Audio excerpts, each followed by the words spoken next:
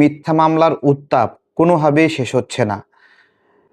এইরকম একটা মামলায় 1.5 মাসের শিশুসহ একজন যুবলীগ নেত্রীকে জেলখানায় পাঠানো হয়েছে।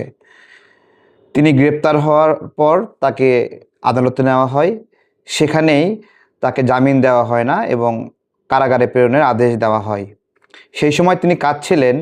এই অবস্থায় তার কোলে শিশুটিকে দেওয়া হয় এবং 1.5 মাসের সেই বাচ্চাকে তিনি দুধ খাওয়ান। এরপরে সেই বাচ্চা সহ তাকে জেলে নেওয়া হয়। দেখুন, ছড়াগুলির আঘাতে আহত যে ব্যক্তি মামলা করেছিলেন তার কাছে একটা প্রশ্ন আমি করতে চাই যে কোনো যুবলীগ নেত্রীর হাতে ছড়াগুলি থাকার কথা কিনা। আপনাকে জিজ্ঞাসা করছি, যিনি এই মিথ্যা মামলায় 130 জন মানুষ আজকে হয়রানির শিকার হচ্ছেন, 130 জনের নামে মামলা দিয়েছেন তিনি। আপনার গায়ে লাগছে গুলি কয়টা? একটা বা দুইটা বা তিনটা ছড়াগুলি। এই ছড়াগুলি তো থাকে প্রশাসনের হাতে। তাদের কারোর নামে মামলা হলো না। যুবলীগ নেত্রী 1.5 মাসের শিশু, তাকে এই মুহূর্তে কারাগারে পাঠানো প্রয়োজন হলো।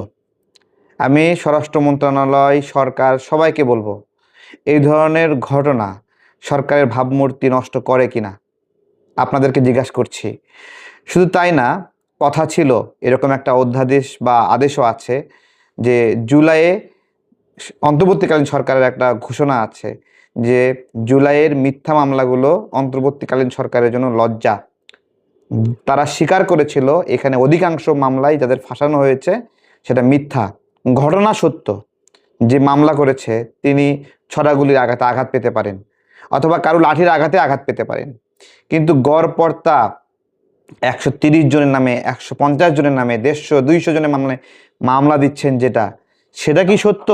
আমি দ্রুত এই যুবলীগ নেত্রী শিল্পীর জামিন চাচ্ছি।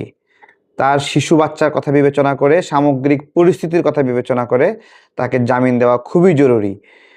স্পষ্ট আদেশ আছে যে জুলাইয়ের মামলা যাচাই বাছাই করা ছাড়া কাউকে গ্রেপ্তার করা যাবে না। এই কথাটার মানে কি? তাহলে এই যে এতগুলো মিথ্যা মামলা, সেই মিথ্যা মামলাগুলো দ্বারা মানুষ যেন ক্ষতিগ্রস্ত না হয়, কেবলমাত্র রাজনৈতিক বিবেচনায় আজকে এই যুবলীগ নেত্রীকে জেলে পাঠানো হয়েছে, শিশু বাচ্চা সহ। এবং যারা এটা পাঠিয়েছে তারা এই সরকারেরই ভাবমূর্তি নষ্ট করছে, এটাই আমার মনে হয়। আমি দ্রুত জামিন দেওয়ার অনুরোধ করছি তাকে।